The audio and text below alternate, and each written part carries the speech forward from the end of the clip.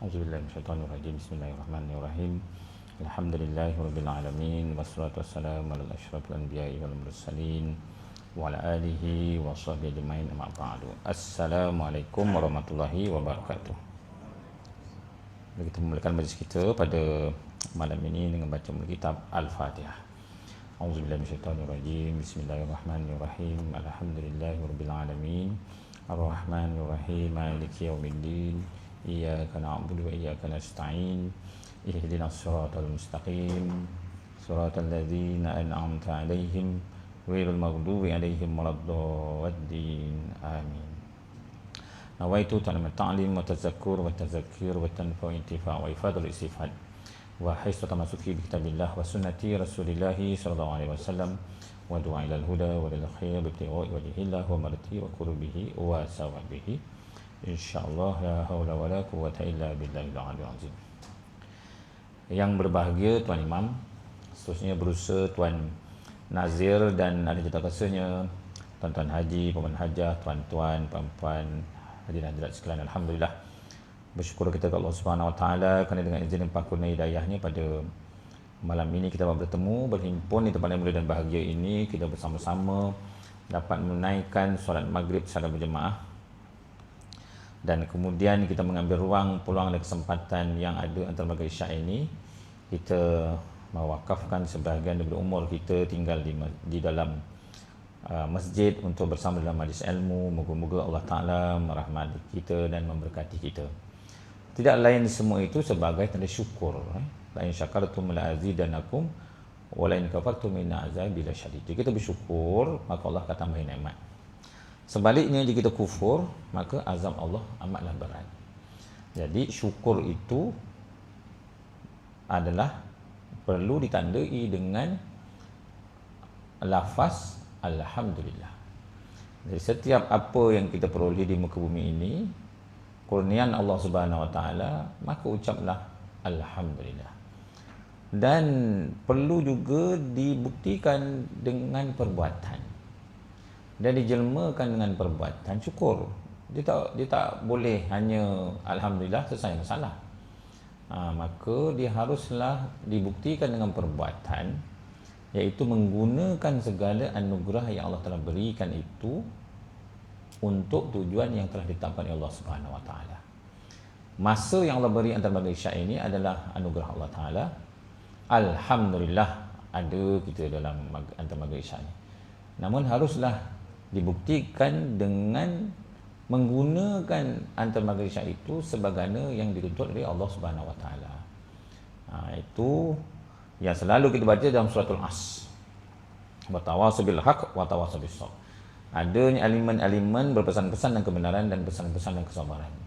Melakukan perkara-perkara yang bermanfaat itu adalah sebagai tanda terima kasih, syukur. Maka la azidanakum, maka Allah Ta'ala akan tambah. Nikmat itu dalam pelbagai bentuk. Diberikan kelapangan masa, dimudahkan urusan, diberi kesihatan, mendapat jiran yang baik, mendapat anak, isteri, kawan, saudara, semua ini dalam keadaan baik, alhamdulillah.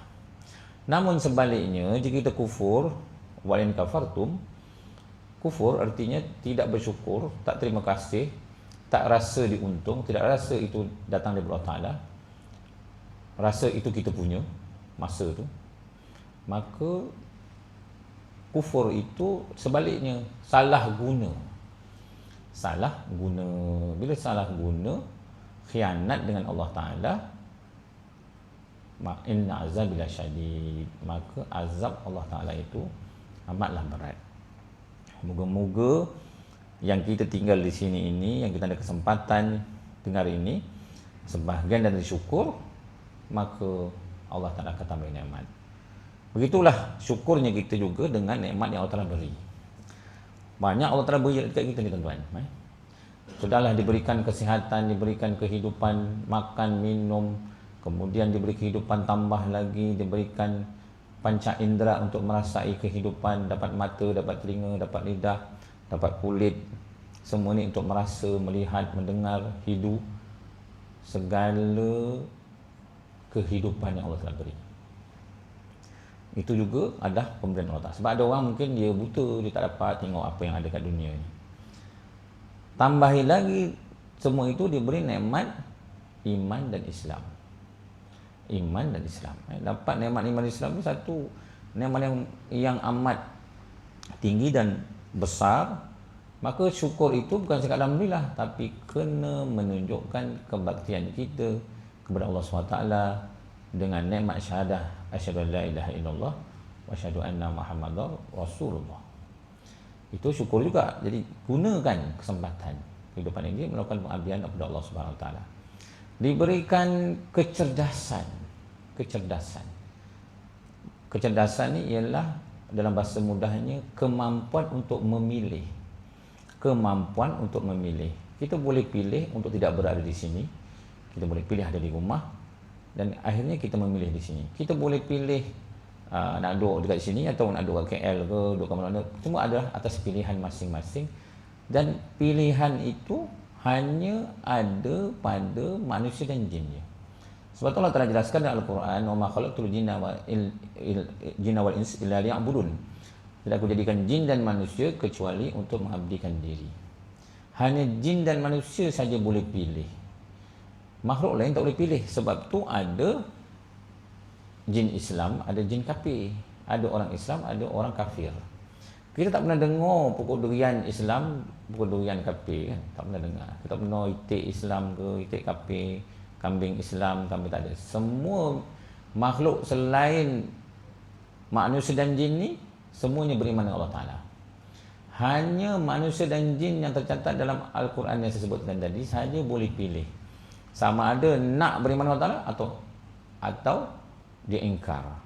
Setiap pilihan ada bahagiannya. Pilih yang baik, dapat yang baik. Pilih yang buruk, dapat yang buruk. Setiap pilihan ada balasan yang Allah Ta'ala memberikan. Sebab itu, walaupun kita dah beriman dengan Allah Ta'ala, telah kita mengucap dua syahadah, kita pilih nak jadi orang Islam yang macam mana. Dan pastinya yang terakhir tuan-tuan, yang selepas kita mendapat nikmat iman Islam ialah nikmat keampunan dan keridaan Allah Ta'ala. Nikmat keampunan dan keridaan Allah Ta'ala kita tak tahu dapat ke tidak lagi, kena tunggu kita dah meninggal nanti, dah sampai pada mahsyar. Dan ini dalam Al-Quran Allah menjelaskan la yanfa'u malun wala banun yauma la yanfa'u malun wala banun illa man atallah biqalbin salim. Hari yang tak ada manfaat harta benda, anak penak dan pangkat jawatan dan siapapun kita di muka bumi ini kecuali mereka yang bertemu dengan Allah Subhanahu Wa Taala dengan hati yang sejahtera. Maknanya di dunia ini kita telah melakukan sehabis baik di atas kemampuan kita dan ilmu yang kita ada untuk melakukan ketaatan kepada Allah Taala, maka tahap kita itulah yang telah menjadikan kita qalbun salim, hati yang sejahtera, yang bersih. Ketika bertemu dengan Allah SWT, maka akan dimasukkan Allah Ta'ala ke dalam syurganya insya-Allah Ta'ala. Jadi oleh kerana ini hari pertama, saya kenalkan diri dululah. Nama saya Abdul Razak Arifin, berasal daripada Muar, Muar Johor lah. Muar. Sekarang ini pensyarah di Jabatan Pengajian Islam di Universiti Selangor. Tinggal di dalam universiti itulah. Jadi moga-moga kita mendapat manfaat dan terima kasih kepada pihak pengurusan masjid kerana menjemput saya untuk memberikan pengisian pada malam ini setiap bulan sekali. Tapi bulan depan dah Ramadan dah. Jadi bulan ni je lah. Tak tahu apa aktiviti Ramadan nanti. Dan saya akan membawa berdasarkan tauliah yang saya perolehi daripada JAIS ialah kuliah berkitab. Jadi saya akan membawakan hadis pilihan daripada buku Mutiara Hadis ini, dan saya membacakan yang ke-8 hadis kita pada malam ini, iaitu kata-kata yang disukai Allah Subhanahu Wa Taala. Auzubillahi minasyaitonirrajim. Bismillahirrahmanirrahim. An Sumrah bin al-Jundub qala Rasulullah sallallahu alaihi wasallam uhibbul kalama ila Allah arba'ah la yadurruka bi ainihina bada'at subhanallah walhamdulillah wa la ilaha illallah wallahu akbar. Rawahul Muslim. Sumrah bin Jundub berkata Rasulullah SAW telah bersabda perkataan yang disukai oleh Allah ada 4. Tidak mudarat kamu memulakan dari mana dahulu ia. Subhanallah, Maha suci Allah. Walhamdulillah, segala puji bagi Allah. Wala ilaha illallah, tiada Tuhan melainkan Allah. Wallahu akbar, Allah yang maha besar. Diriwayatkan oleh Imam Muslim. Ini adalah wirid yang biasa kita baca. Wirid. Orang Jawa panggil wiridan. Kan? Jadi ini adalah wirid yang kita baca. Dalam tradisi kita lihat, Islam ni dia datang ke tanah Melayu ni, dia ada 3 teori lah, tapi kita nak ngajar sejarah pula hari ni kan. Dia ada teori daripada Gujarat, ada teori daripada China, dan ada teori daripada Arab ini di Hadramaut. Jadi semua ada kesannya, tapi yang paling besar dan paling utama sebenarnya dia datang daripada Hadramaut. Kalau nak tahu, tengok azan kita lah. Dengar azan kita. Kalau Allah Akbar, tahulah kita ni dari mana, maknanya pengaruh mana yang lebih besar. Jadi sebutan kita semua sebutan Arab, Allahu Akbar kan. Jadi maknanya datang daripada Hadral Maut. Mereka adalah golongan-golongan pedagang yang berdagang sampai ke Melaka jumpa para miswara, dan dia berdakwah pada raja-raja. Dan kebanyakan pedagang ini adalah ahli sufi. Dalam tradisi Andalusia dan Baghdad, 80% ahli sufi ini jutawan. Ya. Ahli sufi ini dalam tradisi Islam 80% dia adalah jutawan. Yang tarekat-tarekat ni, yang biasa-biasa ni yang ahli fiqh. Yang ahli sufi ni, sebab ahli sufi ni dia tak kisah tentang dunia, yang dikisahkannya ialah bagaimana dia merapatkan kepada Allah Subhanahu Wa Taala. Sebab itu datangnya mereka ke sini dan mempengaruhi pemikiran Nusantara. Akhirnya masyarakat Melayu ini di Nusantara ini memang kita ada wirid. Sebab yang membawa Islam itu datang ke negara kita ialah dalam ahli usahawan, yang 80% ahli usahawan ni ialah ahli tasawuf atau ahli tarekat.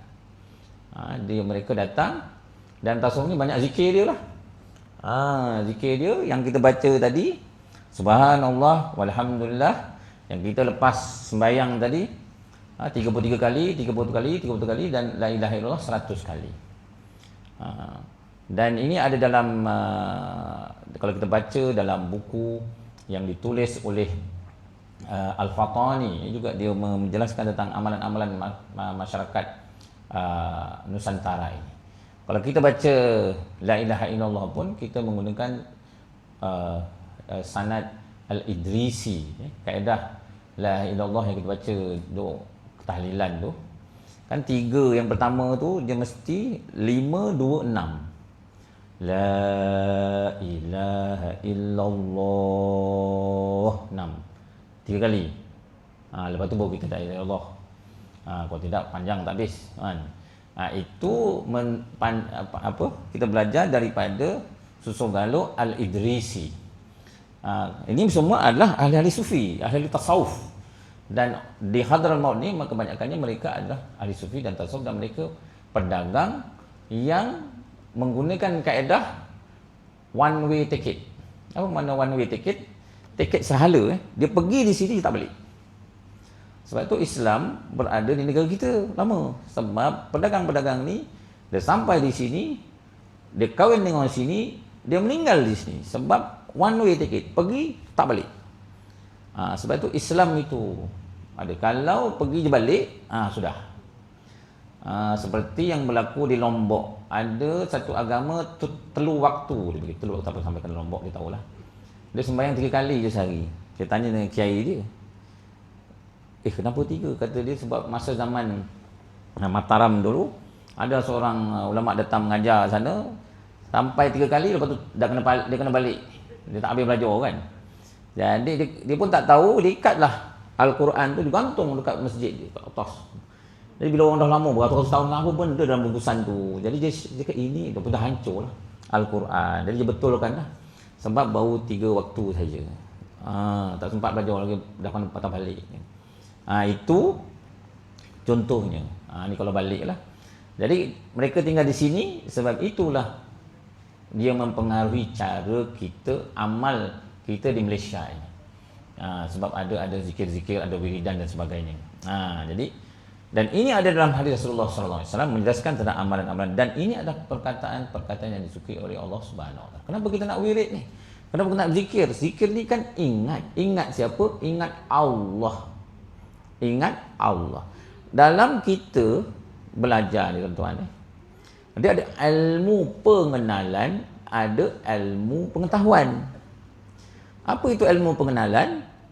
Ilmu pengenalan ialah ilmu kenal Allah. Awaluddin ma'rifatullah.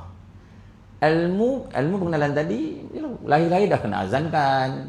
Yang ni datang daripada wahyu, kan? Al-Quran diajar kita, mak bapak kita ajar kita, dalam kata kita guru-guru ajar. Ada satu lagi dipanggil ilmu pengetahuan. Ilmu pengetahuan ialah ilmu yang kita perolehi setelah kita berinteraksi dengan alam. Contohnya kita tengok, rupanya macam ini panas.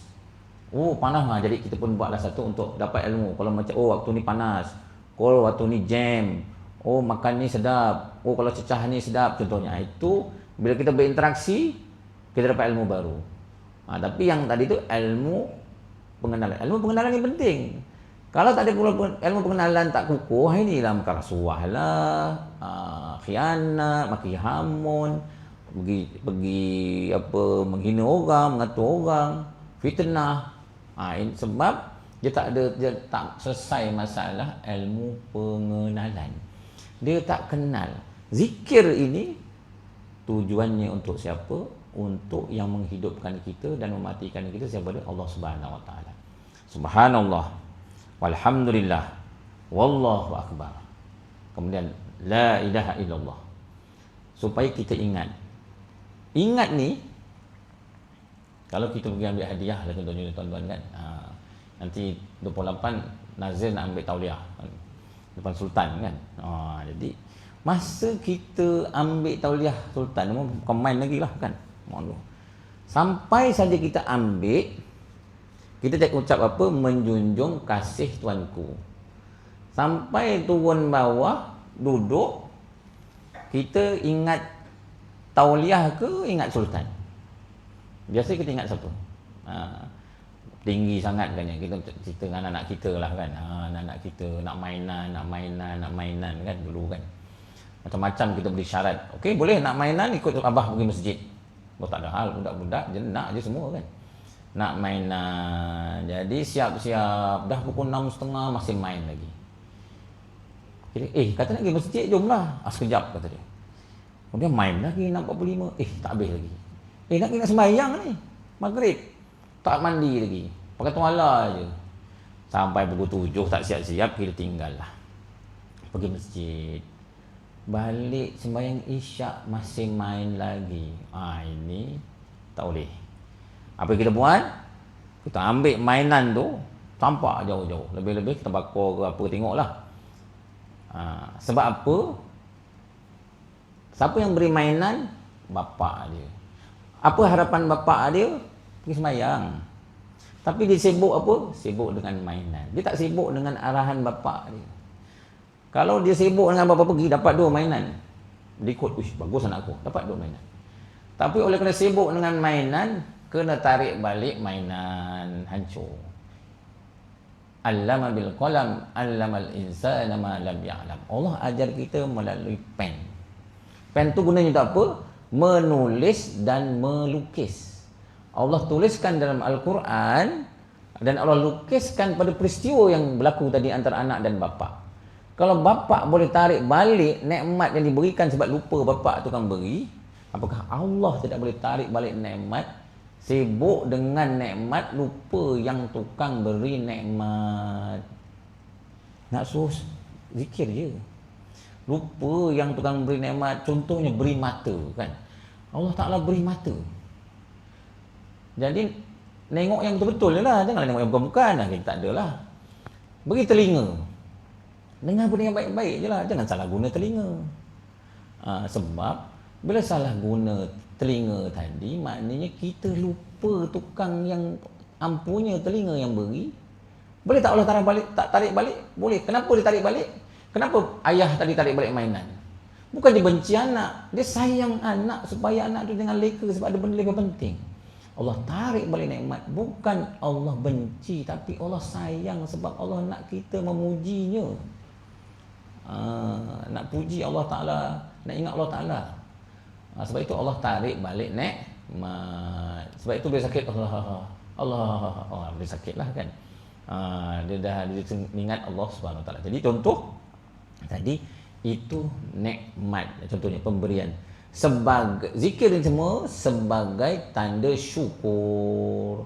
Sebab kenapa sembahyang? Tanda syukur. Kenapa baca alhamdulillah? Tanda syukur. Kita ulang balik yang awal tadi. Kenapa subhanallah? Kenapa berzikir? Tanda syukur, tanda terima kasih.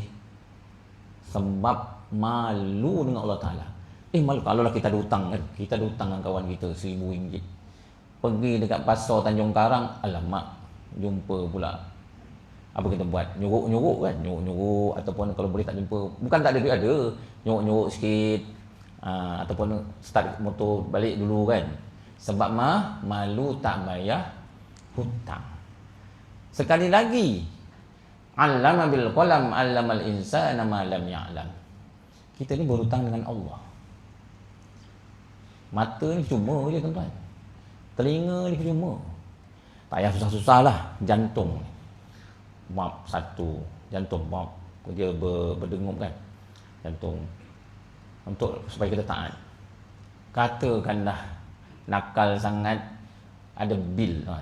Kalau ada bil tak ada. Ini tak ada bil. Kalau ada bil. Bil hujung bulan dapat bil. Bayar harga dengupan jantung. Satu dengupan ni RM1. Tak bayar mati tuan. Berhenti.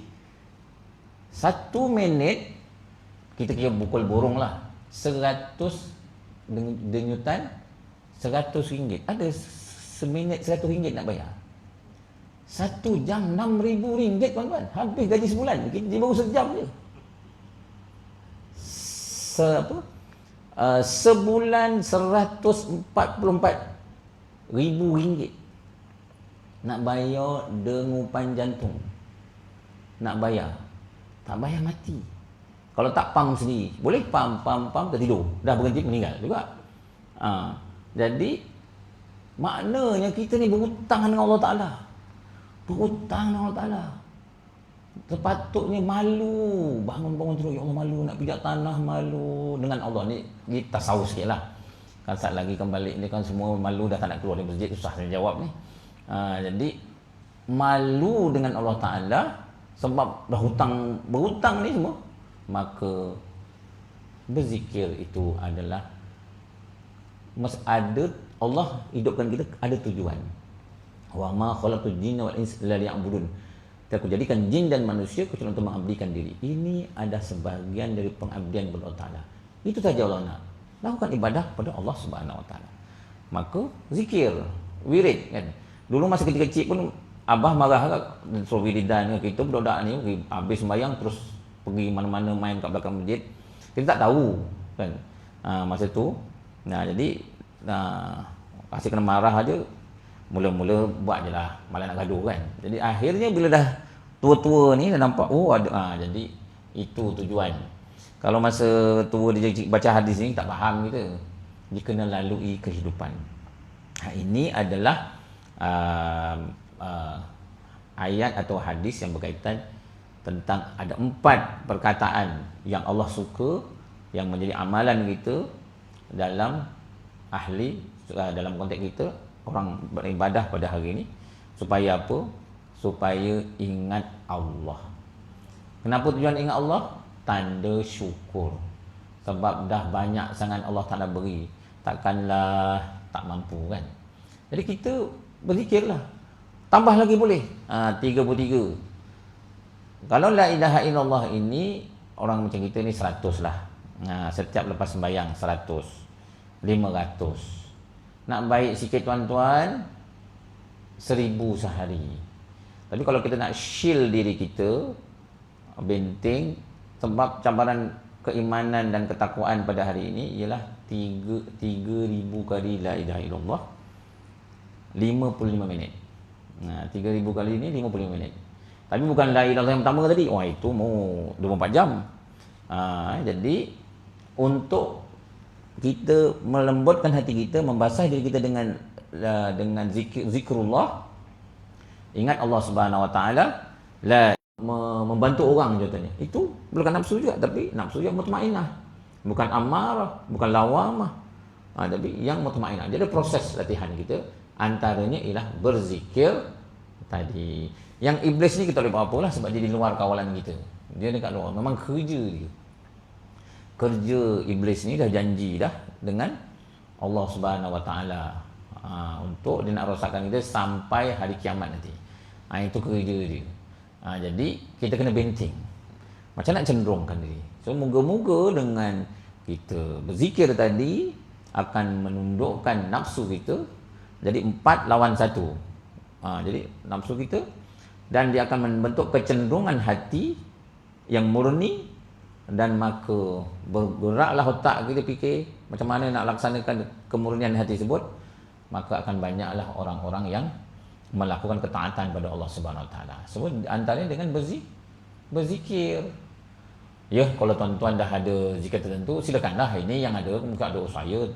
Tak, saya punya yang makam tingginya Ustaz. Tak apalah. Mungkin saya baca Qul Allah 1,000 kali, silakan. Saya selawat 70,000 kali, silakan. Tak apa. Yang penting niat je lillahi rabbil alamin, inna salati wa nusuki wa mahyaya wa mamati lillahi rabbil alamin. Solatku, ibadahku, hidupku, matiku, dan segala aktiviti yang kita lakukan semuanya hanya kerana Allah Ta'ala. So kita buat kerana Allah Ta'ala. Tak kisahlah apa yang kita buat, tetapi lillahi rabbil alamin, kerana Allah Subhanahu Wa Ta'ala. Sebab itu dalam hadis ini dijelaskan lagi, iaitu ada perkara-perkara yang ditekankan. Ucapan kalimat ini boleh dibaca di mana dahulu atau kemudian, atau terpaling kemudian, dan pembaca tidak ditentukan susunan, tak kisah nak mula mana. Tapi kita dah pun jadi tertibkan di dalam wirid kita. Subhanallah dulu, alhamdulillah, kemudian Allahu Akbar 3 kali. Ada ruang baca la ilaha illallah. Kalau tak begitu baca sendirilah. La ilaha illallah tu sebelum tidur kalau boleh dah ada lah. Kalau kita tidur malam tu tengok 100 ke 500 ke 1000 ke. Sebab apa? Kita ni nak mohon pada Allah Ta'ala. Kan saya nyatakan fa'alhamaha fujuraha wa taqwaha. Keinginan untuk membuat kerosakan dan ketakwaan ini ada ilham daripada Allah Ta'ala. Allah Ta'ala, Allah bagi. Sebab dia tahu manusia pilih. Dah bagi Rasul, dah bagi Al-Quran, dah bagi Sunnah. Okey, Allah bagi. Pilih fujur ataupun takwa. Kalau kita pilih yang fujur, na'udzubillah min zalik. Kalau kita pilih yang takwa, alhamdulillah. Tapi pilihan itu adalah kecenderungan hati kita. Kecenderungan hati kita. Jadi itu yang maksud kepada zikir, yang menuju kepada zikrullah tadi. Dalam hadis ini juga menceritakan tentang sejarah kalimat zikir ini, ialah apabila kaum Muhajirin dan Ansar. Jadi kebanyakan orang Muhajirin ini datang selai sepinggan. Orang Ansar ni memang kaya-kaya. Jadi dalam zaman Rasulullah semua ni berebut nak amal ibadah. Jadi orang Ansar berzikir, puasa, zakat, apa semua, dan dia boleh menderma. Tapi orang Muhajirin sebab dia bukan orang kaya, dia solat apa semua, tapi nak menderma tak boleh. Jadi dia cemburu lah. Ya Rasulullah, orang Muhajir, orang Ansar ni beruntung sebab mereka ada kewangan lebih untuk buat pahala lebih banyak. Masuk syurga awal lah, besar pahala ni. Kami tak ada kewangan untuk bersedekah. Contohnya dalam hadis ini menjelaskan, ada satu hadis lagi. Abu Hurairah dulu telah bertanya bahawa kaum Muhajirin yang miskin datang menghadap baginda Rasulullah SAW dan berkata, mereka yang mempunyai harta memiliki ketinggian dan nikmat yang kekal. Baginda berkata, bagaimana? Mereka menjawab bahawa saudara kami itu solat dan berpuasa seperti kami, tetapi mereka masih mempunyai kelebihan harta untuk bersedekah dan memerdekakan hamba saya, sedangkan kami tak boleh buat demikian. Maka Rasulullah SAW bersabda, maukah kamu akan kuajari sesuatu untuk mencapai darjat orang yang mendahului kamu, sehingga tidak ada lagi orang yang lebih baik daripada kamu kecuali orang yang berbuat seperti kamu? Barulah Rasulullah SAW pun bersabda supaya membaca zikir ini. Zikir ini sebab itu. Jadi contohnya di kalimah-kalimah yang disukai Allah Subhanahu Wa Taala. So jadi kita tujuannya ialah bagi melembutkan hati dan mengingat Allah Subhanahu Wa Taala. Walau apa pun, jadi kita kena tahu apakah yang diminda supaya kita mengulang lafaz itu. Kadang-kadang kita kalau orang suruh gurau dengan orang kan, dia gurau, dia cocok dekat leher, kat pinggang. Tengok apa yang keluar kan, perkataan apa yang keluar. Jadi perkataan yang keluar itu adalah perkataan yang selalu bermain-main dalam minda dia lah. Jadi janganlah dites sebab malam ni semua. Jadi kalau kita kena latih.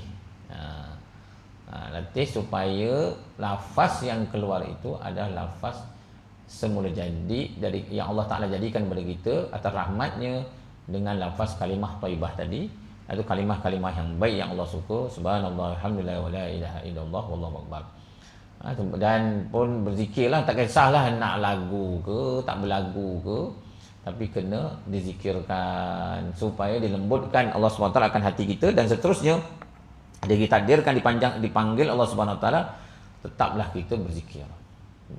Itu adalah ingatan. Dan tadi itu saya nyatakan bahawa semua ini adalah sebagai tanda syukur. Tanda syukur. Saya ulang balik. Lain syakartum la azidanakum. Jadi kita bersyukur, maka Allah tambah. Syukur tu zikir, syukur. Jadi Allah bagi lagi ketenangan hati, zikir lagi, subhanallah, alhamdulillah, wa la ilaha illallah, wallahu akbar. Zikir lagi. Tujuan apa? Kerana Allah Ta'ala. Kerana Allah Ta'ala. Kerana syukur, terima kasih, dapat mata, dapat telinga, dapat lidah, dapat anak, dapat isteri, dapat rumah, dapat gaji, dapat kebun, apa semua ada ni. Walaupun kita beli, kita dapat, tapi dengan izin Allah Ta'ala, ini semua anugerah Allah Ta'ala, terima kasih, maka Allah akan tambahi nikmat dalam berbagai bentuk. Dijauhkan daripada kerugian, dijauhkan daripada fitnah, dijauhkan dari rompakan, dijauhkan daripada kerosakan dan sebagainya, kerana kita telah menunjukkan syukur melalui zikir kita. Plus, tambah, gunakan harta tadi, segala anugerah Allah SWT untuk tujuan yang Allah telah jadikan kita, iaitu pengabdian. Jangan salah guna.